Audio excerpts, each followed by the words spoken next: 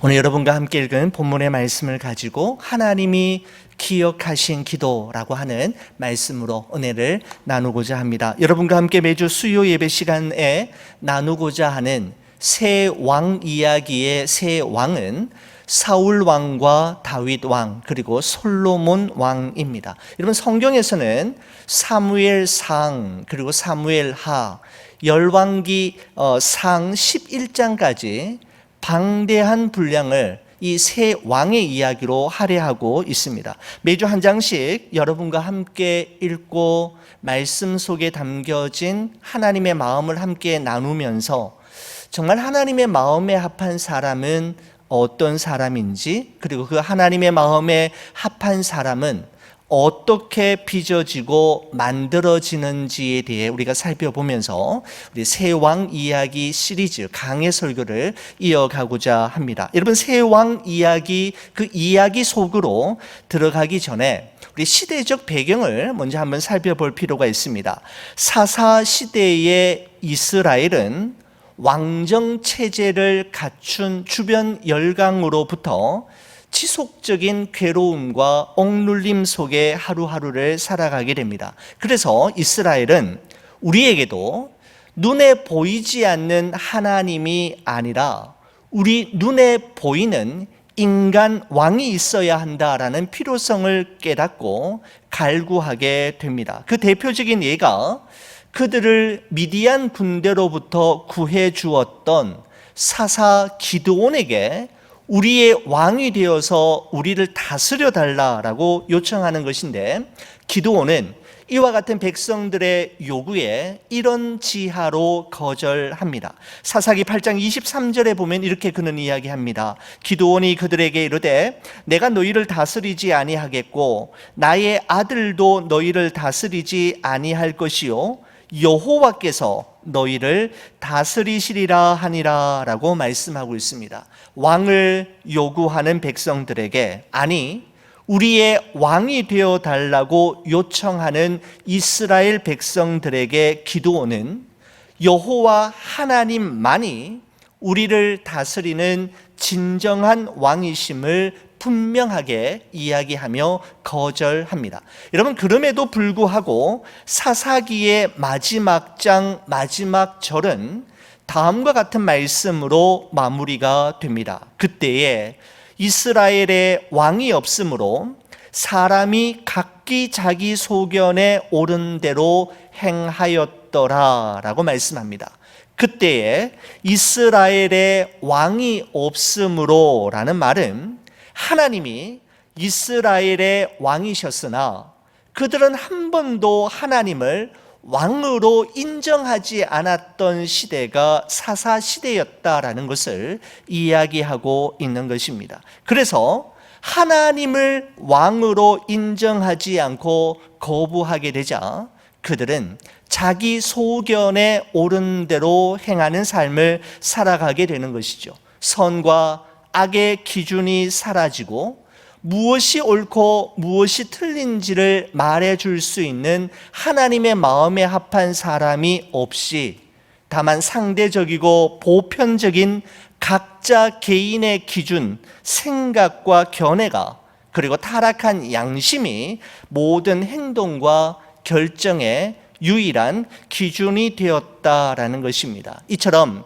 이스라엘 역사상 가장 암울했고 가장 우울했던 어두운 시대, 다시 말씀드려서 하나님을 하나님으로 인정하지 않고, 그래서 각자 자기 생각에 옳은 대로 결정하고 자기 마음대로 살았던 시절을 배경으로 해서 사무엘서의 말씀이 시작이 됩니다. 여러분, 이러한 배경 속에서 사무엘서의 말씀은 한 여인, 한나라고 하는 한 여인의 오랜 기다림과 간절한 기도로 시작이 되는데, 여러분, 이 기다림은 우리 모두의 큰 숙제이자 문제이지 않습니까? 그렇습니다. 기다림의 시간과 공간을 기도로 채우는 성도들에게 하나님은 예기치 못한 큰 기쁨을 주신다라고 하는 메시지를 우리는 오늘 본문의 말씀 속에서 찾아볼 수가 있습니다. 자, 오늘 본문은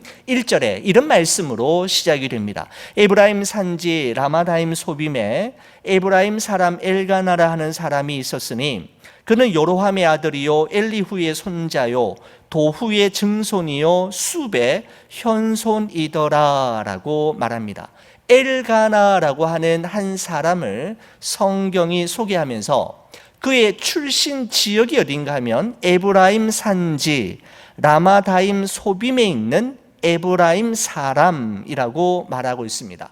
여러분, 라마다임 소빔은 앞으로 태어나게 될 사무엘의 모든 활동의 근거지가 되는 라마라고 하는 도시의 풀네임이라고 할 수가 있습니다. 라마와 같은 도시입니다. 그리고 그의 혈통적인 배경에 대해서 이렇게 이야기합니다. 요로함의 아들이요 엘리후의 손자요 도후의 증손이요 숲의 현손이라고 했는데, 여러분 역대상 6장의 기록에 의하면 여러분 이 엘가나는 레위 지파에 속한 제사장 집안의 사람이었음을 볼 수가 있습니다. 여러분도 잘 아시다시피 레위 지파의 사람들은 땅을 기업으로 받지 않고 다른 지파 안에 머물면서 하나님과 백성들 사이에 중보적인 역할을 했던 이들이 바로 레위인들이었지 않습니까? 정리하면 이렇습니다. 엘가나라고 하는 사람은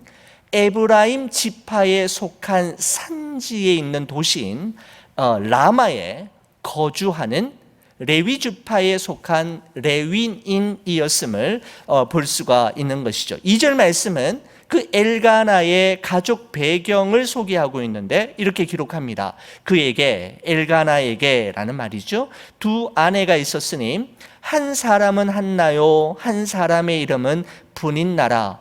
분인나에게는 자식이 있고 한나에게는 자식이 없었더라 이렇게 기록합니다. 여러분, 남편 엘가나는 첫째 부인인 한나를 무척이나 사랑했지만 자신의 대를 이을 자식이 없음으로 인해 그는 부득불 두 번째 부인인 분인나가 필요했습니다. 여러분, 당시 이스라엘 사람들은 여인이 결혼해서 아기를 가지지 못하면 그것은 하나님께 심각한 죄를 범하였기 때문에, 다른 사람은 모르지만 그 여인이 하나님 앞에 아주 부정한 짓을 했기 때문에 이런 결과가 났거나 하나님으로부터 버림을 받아 징벌을 받고 있는 중이다라고 해석하는 경향이 있었습니다. 여러분, 그래서 2절 말씀도 보면 먼저는 한나와 분인나라고 했다가 이어서 분인나와 한나로 순서를 바꾸어서 기록하고 있는 것을 보게 되는데, 여러분 이것은 아기를 낳느냐 못 낳느냐, 자식이 있느냐 없느냐에 따라 당시 여인의 사회적 신분과 집안에서의 서열과 위치가 달라졌던 그 시대의 생각을 반영하고 있는 것입니다. 한 사람은 한나요 한 사람의 이름은 분인나라 이렇게 했다가 갑자기 분인나에게는 자식이 있고 한나에게는 자식이 없었더라라고 표기한 데에도 바로 배경이 있다라는 말씀입니다. 자, 보십시오. 아이를 꼭 가져야 할 여인에게는 아이가 없고 아이가 없어도 될 여인에게는 아이가 있는 이 그림, 다시 말씀드리면 열매를 반드시 맺어야 하는 삶의 자리에는 열매가 없고 열매를 맺을 필요가 없는 삶의 자리에는 열매가 있는 이 모습은 사사시대 말기 사무엘이 태어날 당시에 시대적 상황과 영적인 상태를 그대로 반영하고 있다, 이렇게 말씀드릴 수가 있겠습니다. 여러분, 한나는 남편 엘가나가 자신을 얼마나 사랑한다는 사실도 잘 알고 있었지만 자기 때문에 가문의 대가 끊길 수는 없다는 생각에 분인나를 남편의 둘째 부인으로 허락할 수밖에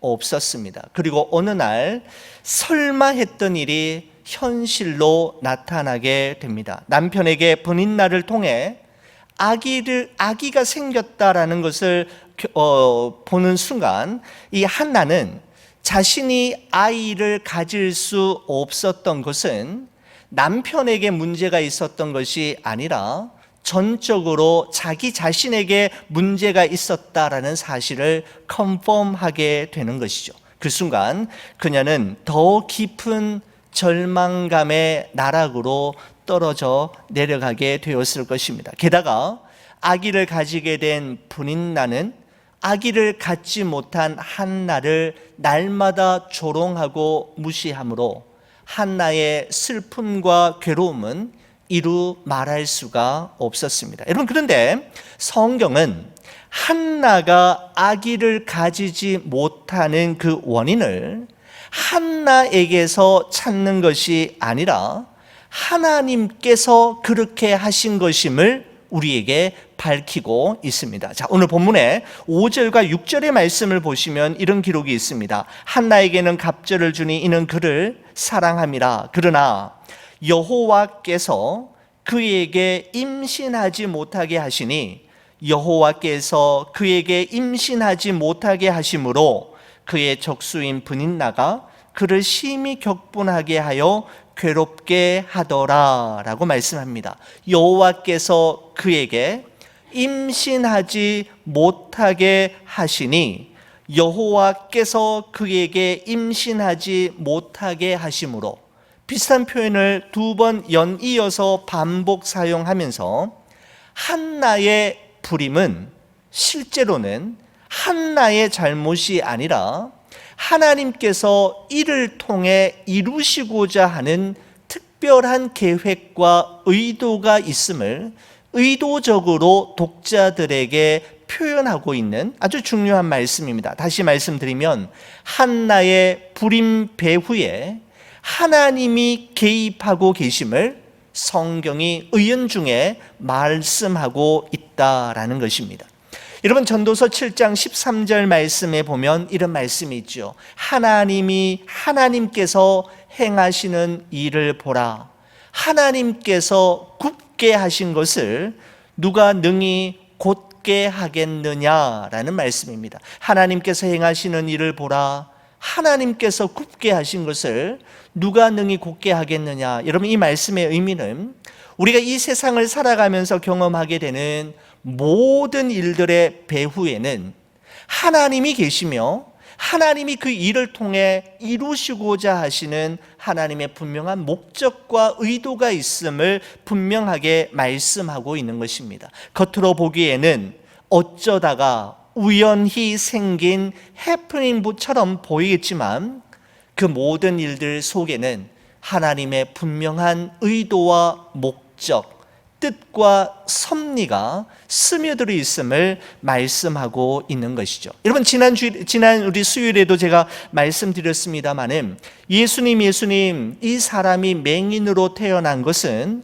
누구의 죄 때문입니까? 저 사람 자신의 죄 때문입니까? 아니면 저 사람의 부모 죄 때문입니까? 라는 질문에 대해 예수님은 서슴지 않고 이렇게 대답하셨지 않습니까? 이 사람이나 그 부모의 죄로 인한 것이 아니라 그에게서 하나님이 하시는 일을 나타내고자 하심이라 라고 말씀하셨습니다. 이 사람이 맹인으로 태어나서 참으로 맹인으로 힘겨운 삶을 살아가는 것은 부모의 죄도 아니고 본인의 죄도 아니라 그를 통해서 하나님이 하시고자 하는 일이 있다라는 것입니다.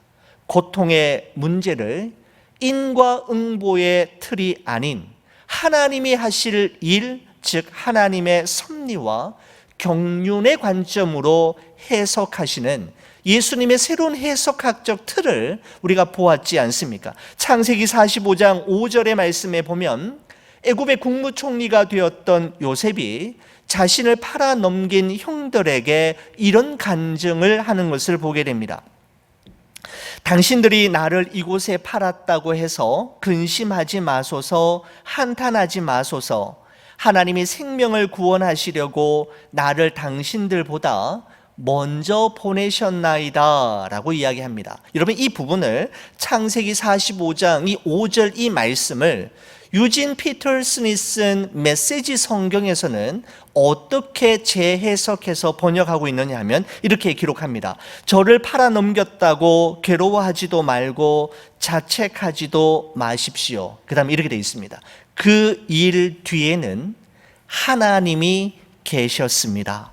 하나님께서 나를 형님들보다 앞서 이곳으로 보내셔서 여러분들의 목숨을 구하게 하셨습니다 라고 피터슨 그렇게 번역하고 있는 것을 보게 됩니다. 그 일 뒤에는 하나님이 계셨습니다. 그렇습니다. 요셉은 지난날 자신이 경험했던 모든 일들의 배후에 하나님이 계셨음을, 하나님께서 의도적으로 행하신 일이었음을 밝히고 있는 것입니다. 여러분, 이와 같이 성경은 여호와께서 그에게 임신하지 못하게 하시니 여호와께서 그에게 임신하지 못하게 하심으로 라고 기록함으로써 한나가 지금 가지고 있는 이 문제 역시 하나님의 허락하심 하에 일어난 일임을 강조하면서 동시에 이 문제를 해결하실 수 있는 유일한 분은 하나님밖에 없음을 독자들에게 분명하게 말해주려고 하는 것입니다. 여러분, 한나는 자신의 태의 문을 닫으신 분이 하나님이 분명하다면 그 닫힌 태의 문을 여실 수 있는 분 또한 하나님이심을 깨닫게 되었고 자신의 문제를 하나님 앞에 가지고 나아갑니다. 한나는 자신의 힘으로는 도저히 해결할 수 없는 인생의 문제로 말미암아 기도의 자리를 다시 회복하게 된 것입니다. 여러분, 그녀의 기도가, 한나의 기도가 10절 11절에 이와 같이 나옵니다. 한나가 마음이 괴로워서 여호와께 기도하고 통곡하며 서원하여 이르되 만군의 여호와여, 만일 주의 여종의 고통을 돌보시고 나를 기억하사 주의 여종을 잊지 아니하시고 주의 여종에게 아들을 주시면 내가 그의 평생에 그를 여호와께 드리고 삭도를 그의 머리에 대지 아니하겠나이다 라고 기록합니다. 자, 여기 보시면 저희 시선을 주목하게 만드는 표현은 이것 하나였습니다. 나를 기억하소서라는 겁니다. Remember me, remember me.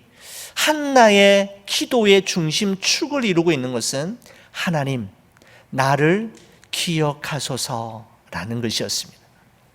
여러분, 한나의 이 기도에 대해 여러분 하나님께서 어떻게 응답하셨습니까? 자, 19절 20절 말씀도 한번 볼까요? 이렇게 되어 있습니다. 19절 20절 말씀에 보시면 그들의 아침에 일찍 일어나 여호와 앞에 경배하고 돌아가 라마의 자기 집에 이르니라. 엘가나가 그의 아내 한나와 동침하매, 그 다음에 이렇게 되어 있습니다. 여호와께서 그를 생각하신지라. 한나가 임신하고 때가 이름에 아들을 낳아 사무엘이라 이름하였으니 이는 내가 여호와께 그를 구하였다 함이더라 라고 되어 있습니다. 여호와께서 그를 생각하신지라. 여러분, 영어 성경에 보면 이렇게 되어 있습니다. The Lord remembered her 이라고 되어 있습니다. 한나가 하나님 앞에서 하나님 앞에 remember me 라고 기도했더니 하나님은 remembered her 이라고 응답하고 있는 것을 볼 수가 있습니다. 나를 기억하소서라고 하는 기도에 대해 하나님은 그녀를 생각하신지라라고 하는 표현이 영어 성경에 remembered라고 되어 있다는 거예요. 기억하소서라고 기도했더니 하나님이 그녀를 기억하셨다라고 응답하고 있는 것입니다. 여러분, 구체적으로 무엇을 생각하시고 무엇을 기억하셨다라는 것입니까? 바로 한나의 기도를, 그리고 한나의 기도하는 모습을 하나님이 눈여겨보시고 생각하시고 기억하셨다 하셨다라고 말씀하고 있는 것입니다. 여러분, 그렇습니다. 하나님은 기도하는 우리를 기억하시고 기도하는 우리의 기도 내용들을 기억하시며 때에 맞게 그 기도에 응답해 주시는 분이십니다.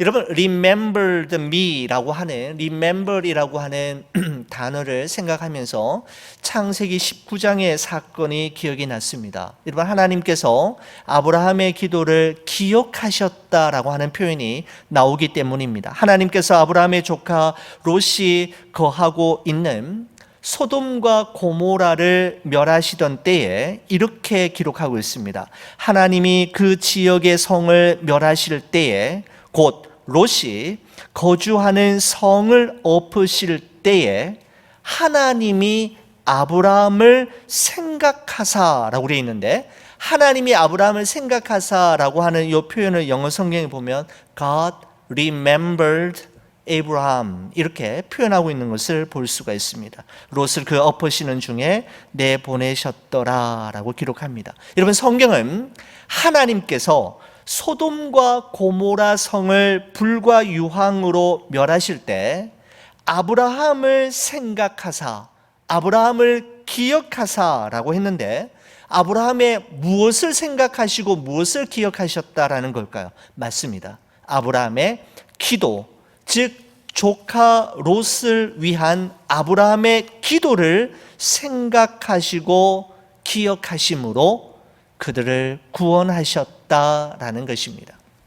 여러분, 롯과 롯의 두 딸이 구원을 받았던 것은 그들이 소돔과 고모라에 살고 있었던 사람들보다 더 훌륭한 삶을 살았거나 더 의로웠거나 더 도덕적인 삶이 있었기 때문이 아니라 그들의 배후에서 그들을 위한 아브라함의 기도가 있었기 때문이고, 그보다 더 중요한 것은 그 아브라함의 기도를 잊지 아니하시고 기억하시고 생각하신 하나님의 은혜가 롯과 그의 두 딸을 구원하게 만들었다라는 것입니다.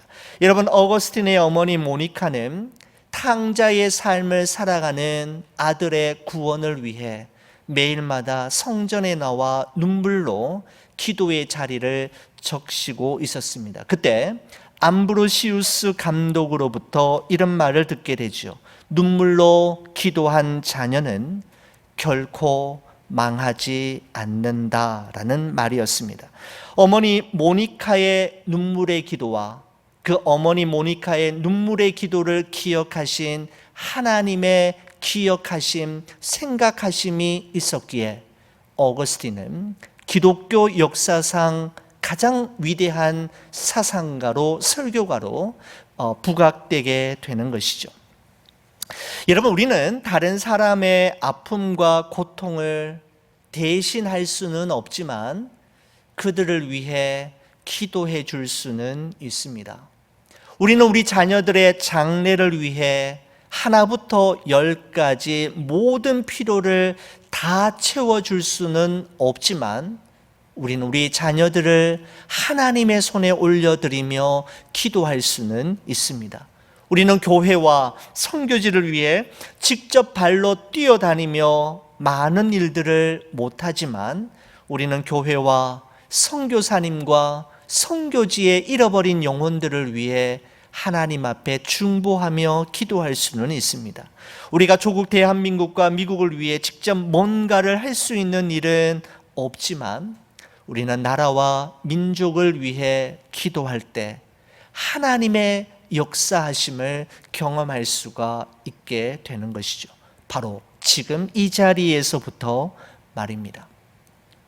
저는 이 기도라고 하는 이 주제를 떠올리면 정말 늘 생각나는 그런 찬양이 있습니다. 여러분도 참 좋아하시는 그런 찬양이라고 생각이 되는데, 아주 오래된 찬양인데, 당신이 지쳐서 기도할 수 없고 눈물이 빗물처럼 흘러내릴 때 주님은 아시네 당신의 약함을 사랑으로 돌봐주시네. 당신이 외로이 홀로 남았을 때 당신은 누구에게 위로를 얻나? 주님은 아시네 당신의 마음을 그대 홀로 잊지 못함을. 누군가 그대 위해 누군가 기도하네. 내가 홀로 외로워서 마음이 무너질 때 누군가 널 위해 기도하네 라고 하는 찬양입니다. 제가 개인적으로 기도할 때 부르는 그런 찬양 속에 포함되어 있습니다. 누군가 그대 위해 누군가 기도하네. 내가 홀로 외로워서 마음이 무너질 때 누군가 널 위해 기도하네. 나를 위해 기도하시는 예수님, 저를 위해 기도해 주시는 좋은 비전교회 성도님들이 있기에 저 또한 이 목회의 길을 묵묵히 걸어갈 수 있다라고 저는 확신하고 있습니다. 여러분, 우리가 기도할 때 왜 눈을 감고 기도하는가에 대해 참 의미 있는 글을 여러분 본 적이 있습니다. 한번 들어보시겠습니까? 눈을 감는다라는 것은 보이는 것을 의지하지 않고 보이지 않는 하나님만을 의지하겠다라는 뜻입니다. 눈을 감는다라는 것은 나의 두 눈으로만 보지 않고 믿음의 눈으로 보겠다는 것입니다. 그러므로 눈을 감는다는 것은 실제로 새로운 눈을 뜨는 것을 의미합니다 라고 하는 글을 참 좋아합니다.